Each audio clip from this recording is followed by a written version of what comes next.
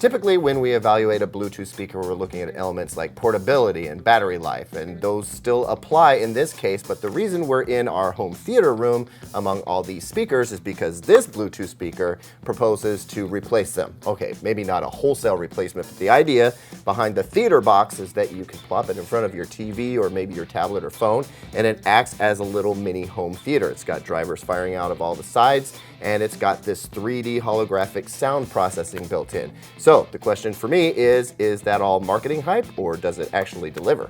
First, we'll check out the basics. Let's go to the top where we find some touch capacitive keys. These do light up, but not until you actually touch them, so I'm not sure how useful that is.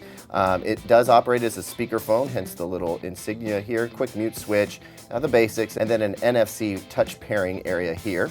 Around back, more basic stuff. We've got a power switch here, Bluetooth pairing button here, AC port, and then a 3.5 millimeter input. What I've noticed here is that there's no USB charging input, so you're not going to be charging your device with this, and you're not going to be charging it with anything other than that big AC cable that it's provided with the speaker.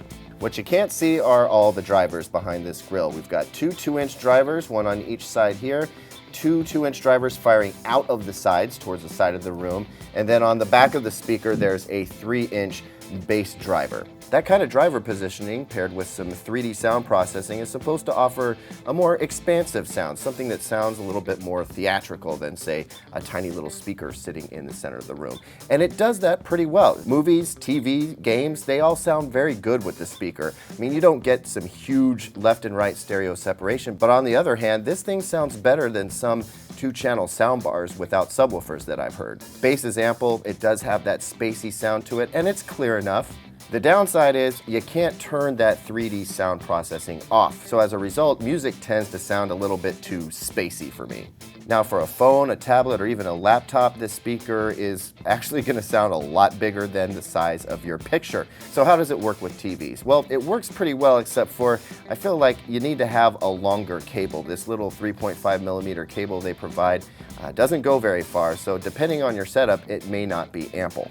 Now the speaker is listed for $300, but you can buy it on Amazon right now for about $255, and I think that's what you're going to be finding this speaker for most places. At that price, I say it pulls off a lot of tricks, and that's pretty cool. I definitely have heard Bluetooth speakers that sound better for music listening, but considering the utility, I'm going to go ahead and give this one a thumbs up.